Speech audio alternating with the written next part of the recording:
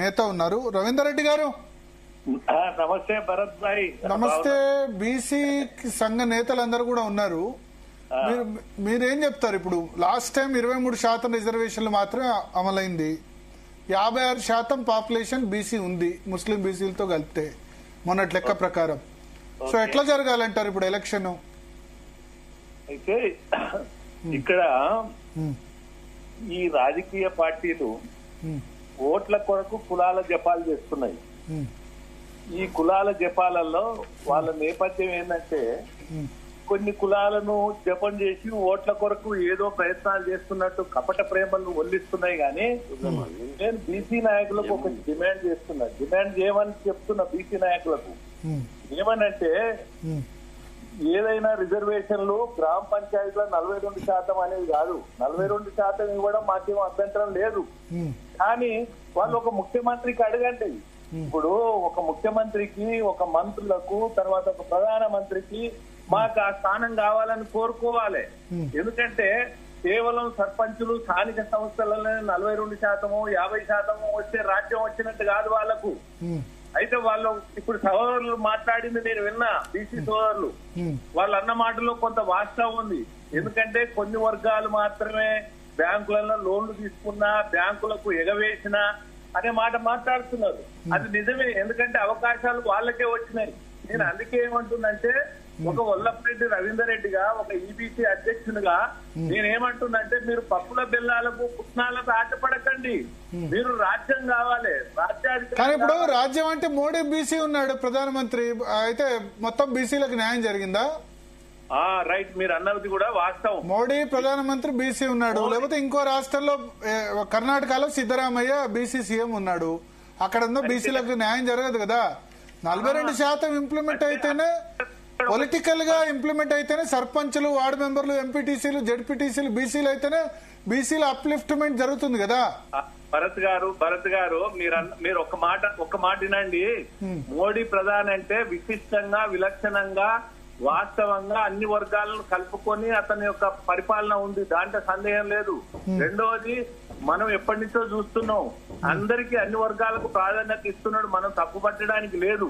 కాకపోతే రాజకీయంగా మాట్లాడడానికి వేరు. నేను ఎందుకంటే ఇప్పుడు మీతోటి చర్చ రాజకీయాలకు అతీతంగా మాట్లాడుతున్నా.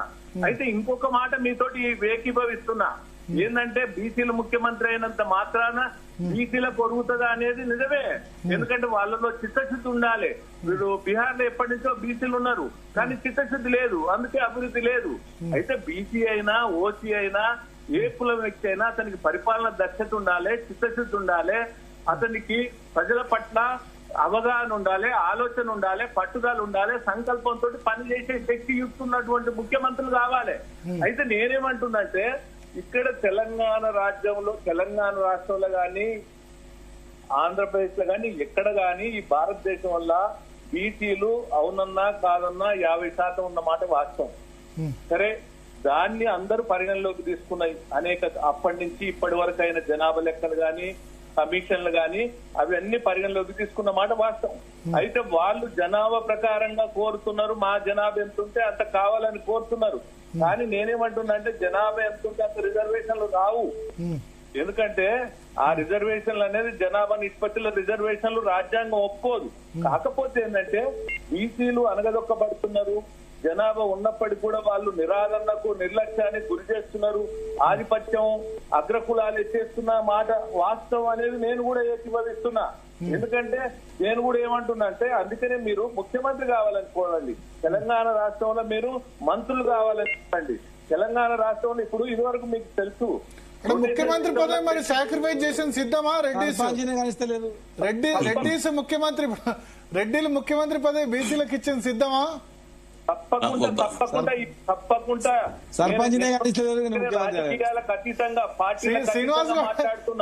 భరత్ గారు ఒక్క నిమిషం ఇంటర్వెన్షన్ చిరంజీవి గారు చెప్పండి. సరే, ఇప్పుడు నేనేమంటున్నానంటే బీసీలు ముఖ్యమంత్రులుగా ఉన్నంత మాత్రాన బీసీలకు న్యాయం జరుగుద్దా అనేది ఒక ప్రశ్న వాళ్ళు లేవనెత్తారు. నేను మీరు పక్కనున్న తమిళనాడు చెప్తున్నాను. తమిళనాడులో బీసీలే అధికారంలో ఉన్నారు. తమిళనాడు పర్ క్యాపిటల్ ఇన్కమ్ భారతదేశంలో నంబర్ 1. ఈ రోజు భారతదేశంలో రెవెన్యూ గవర్నమెంట్ ఆఫ్ ఇండియాకు కాంట్రిబ్యూట్ చేసేది తమిళనాడు కంటే మించిన రాష్ట్రం లేదు, మహారాష్ట్ర, తమిళనాడు. సో మరి అక్కడ డెవలప్మెంట్ ఉంది కదా బీసీలదే ఉన్న దగ్గర. సో బీహార్ అనేది north India is separate development. ఇవాళ అట్లాంటి ఓసీలు మొత్తం పరిపాలించిన వెస్ట్ బెంగాల్ కి ఏమైందంటే బ్రాహ్మణ్సే పాలించారు, ఇప్పటిదాకా కూడా పాలిస్తూనే ఉన్నారు. సో దాన్ని కంపారిజన్ చేయదు. బీసీలు ముఖ్యమంత్రులుగా తమ స్వంత మెజారిటీ ఎమ్మెల్యేలతో ఉన్న దగ్గర 100% బీసీలకు న్యాయం చేస్తున్నారు. దానికి ఉదాహరణ తమిళనాడు ఒక మార్గం. సో అదేవిధంగా రాజ్యాంగం 50% రిజర్వేషన్ దాటడానికి ఒప్పుకోదన్నారు, అది కరెక్ట్ కాదు. ఎందుకంటే రాజ్యాంగంలో ఎక్కడ కూడా సీలింగ్ ఇంత 50% అని రాయలే. ఈ 50% అనేది జ్యుడిషియల్ ఇంటర్వెన్షన్, కోర్టులు డిక్టేట్ చేసినాయి. ఎందుకంటే కేవలం బీసీలు వీళ్ళకి మొత్తం ఎక్కడ ఇవ్వాల్సి వస్తుందని చెప్పేసి 50% సీలింగ్ పెట్టినారు. ఎక్కడ ఉందండి రాజ్యాంగంలో? ఆర్టికల్ 15(4), 16(4) లో ఎక్కడన్నా ఉందా? ఇప్పుడు మీరు ఎస్సీలకు ఎస్టీలకు వచ్చేస్తే రాజ్యాంగంలో ఆర్టికల్ 335 లో వాళ్ళకు ఎఫిషియన్సీని బట్టి వాళ్ళకి ఇవ్వండి అని చెప్పినారు. అదేవిధంగా వాళ్ళకు చట్టసభల్లో ఆర్టికల్ 330, 332 లో వాళ్ళకు జనాభా దామాషా ప్రకారం ఇవ్వమన్నారు. మరి బీసీలకు మిగతా పదం లేదు. కానీ 50% చిరంజీవి గారు మాజీ ఐఏఎస్ అధికారి. ఒక్క నిమిషం సార్, క్లోజ్ చేస్తున్నాను. కాన్స్టిట్యూషనల్ ప్రొవిజన్స్ ఉన్న మాట వాస్తవం, కానీ లేదు బీసీలకు 50% రిజర్వేషన్ ఎక్కడ లేదు. కోర్టులు ఇంటర్వ్యూ కోర్టు డిక్లేర్ చేసినాయి. 10% ఈడబ్ల్యూఎస్ ఇచ్చినప్పుడు 50% దాటిండ్లు. అదేవిధంగా ఆర్థిక పరమైన రిజర్వేషన్ ఇవ్వకూడదని ఇందిరా సహాని కేసులో 9 మంది జడ్జిలలో 8 మంది కొట్టేసినా మళ్ళీ 103వ రాజ్యాంగ సవరణ చేసి వీళ్ళు 10% ఈడబ్ల్యూఎస్ తెస్తే కోర్టులో అవనమని ఇవ్వచ్చు అన్నారు. సో ఇవన్నీ కూడా మనం తెలుసు. ఎందుకంటే కేవలం బీసీలను ఎదగనీయకుండా ఇవన్నీ కోర్టులు కూడా అడ్డుపడ్డాయనేది మేము అభిప్రాయపడుతున్నాం. థ్యాంక్ యూ అండి. మీ అభిప్రాయం చెప్పండి. ఇప్పుడు వల్లభరెడ్డి గారు ఒక్క నిమిషం ఇస్తాను మీకు అవకాశం. రేవంత్ రెడ్డి, ఇప్పుడు రాజ్యాంగంలో ఒకవేళ లేదనుకోండి, రాజ్యాంగాన్ని ఎన్నిసార్లు సవరించలేదండి? యాక్చువల్ గా చిరంజీవి గారు చెప్పినట్టు రాజ్యాంగం లేదు. మీరు ఎట్లా జనాభా ఎక్కడ ఇంత అని ఎక్కడ ఉంది? జనగణనలో పెట్టలేదు కావాలని. జనగణనలో బీసీలు ఎంత అని చెప్పలేదు. మీకు ఇంత పర్సెంటేజ్ ఇవ్వాలంటే మీ సంఖ్య ఎక్కడ ఉందని అదొక్క అంశాన్ని పెట్టుకొని ఇవాళ సుప్రీంకోర్టులో ఏదో జడ్జిమెంట్ పెట్టుకొని రాజ్యాంగంలో ఎక్కడ లేదు, జడ్జిమెంట్ ప్రకారం చేయడం జరిగింది. ఒకవేళ రాజ్యాంగంలో ఉందని ఎవరైనా మాట్లాడిననుకో సవరణ చేయండి. ఒకవేళ అది కాదంటాము సవరణ చేయండి.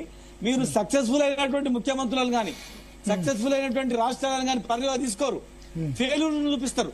ఇప్పుడు బీహార్ చూపిస్తారు, తమిళనాడు ఎందుకు చూపించారు? తమిళనాడులో ఎంత రిజర్వేషన్ ఇస్తారు?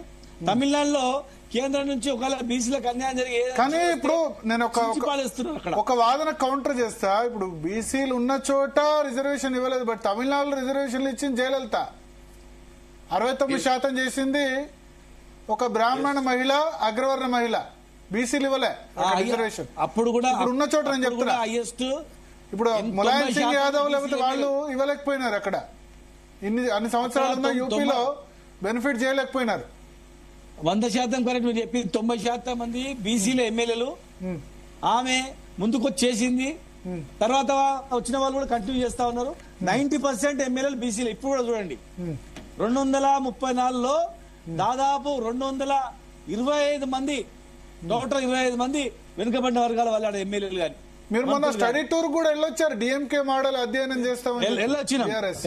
10% ఇవ్వండి రిజర్వేషన్ ఇంటర్వ్యూస్ అంటే వాళ్ళు చించి పడేసారు. ఉన్న శాతం ఎంత అట్లెట్లా అని చెప్పేసి ఇస్తాం, వాళ్ళకు కూడా ఇస్తాం, కానీ వాళ్ళ బీద వాళ్ళకి ఇస్తాం, అందరికి ఇవ్వమని చెప్పి. అంటే ఉదాహరణ చెప్తున్నా, ఇవాళ అక్కడ సక్సెస్ఫుల్ అయినటువంటి ముఖ్యమంత్రుల గురించి మాట్లాడరు, సక్సెస్ఫుల్ అయినటువంటి రాష్ట్రాల గురించి మాట్లాడరు, బీఆర్ గురించి మాట్లాడతారు. ఇవాళ రవీంద్ర రెడ్డి గారు చెప్పింది వాస్తవమే.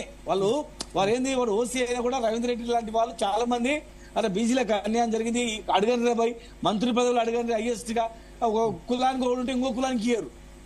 అంటే ఒకటే కులానికి ఒకటి అన్నట్లు లెక్క పెడతారు, అది సగం కులాలు ఎగరేస్తుంది. అవన్నీ చూడొద్దు.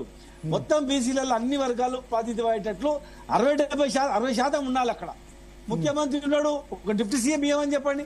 శాఖలు చూడండి ఎట్లున్నాయి చూడండి.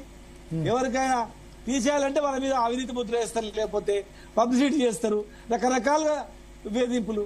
కనుక ఇవన్నీ కాదు. ఖచ్చితంగా ఏదో ఒక రోజు వస్తుంది, రవీంద్ర రెడ్డి గారు గ్యారెంటీగా వస్తుంది.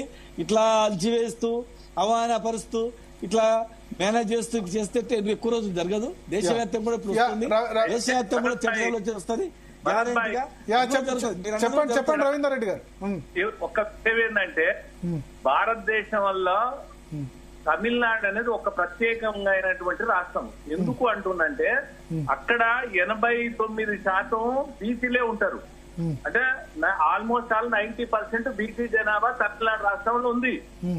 అయితే మిగతా రాష్ట్రాలలో ఏంటంటే 30% జనాభా అగ్రకులాలలో ఉంది. కాబట్టి తమిళనాడు ఏంటంటే జనం ఉన్నారు కాబట్టి మన దగ్గర ఎంత ఉంది చెప్పండి. ఆ? మన తెలంగాణలో ఎంత ఉంది అని అడుగుతున్నారు. తెలంగాణలో 30% అగ్రకులాల జనాభా ఉంది. లేదు. రెడ్లు, బ్రాహ్మణులు, వైశ్యులు, క్షత్రియులు, కమ్మలు, కాపులు, బలిజలు, ఒంటరిలు, తెలగలు, వెలమలు, హైదరాబాదుల సిక్కులు, బుద్ధులు, తర్వాత మార్వాడీసు, గుప్తాలు, సైని వీళ్ళంతా కూడా అంటే ఒక సుమారు హైదరాబాద్ నే 31 లక్ష ఓసీలు ఉన్నారు. హైదరాబాద్ నే అంటే 30% జనాభా ఒక తెలంగాణలో ఉంది అగ్రకులాల జనాభా. అంటే తమిళనాడులో ఇక్కడికి అక్కడికి తమిళనాడు పరిస్థితులు ఒకటి రవీంద్ర రెడ్డి గారు. అక్కడ రవీంద్ర రెడ్డి గారు. రాజ్యాంగం కూడా ఉన్నది.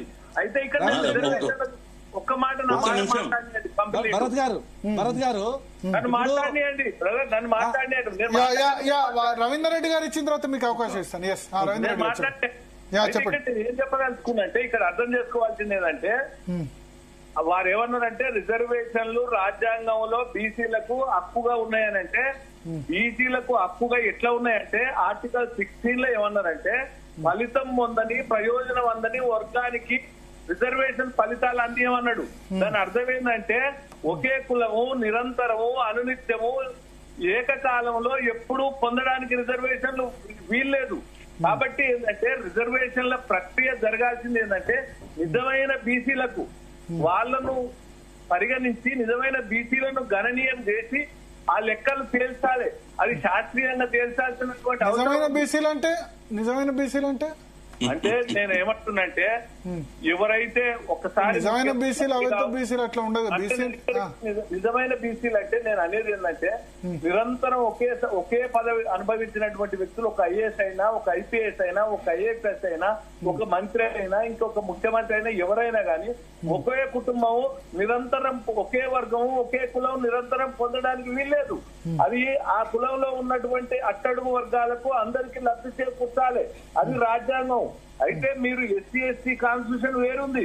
వాళ్ళకి ఏముందంటే రాజ్యాంగమే రక్షణ కవచం ఇచ్చింది, వాళ్ళకి ఇంత పర్సెంటేజ్ అని డిక్లేర్ చేసింది. కానీ బీసీలకు అట్లా చేయలే. వాళ్ళను శాస్త్రీయంగా తేల్చమన్నది డెడికేషన్ కమిషన్ వేయమన్నది.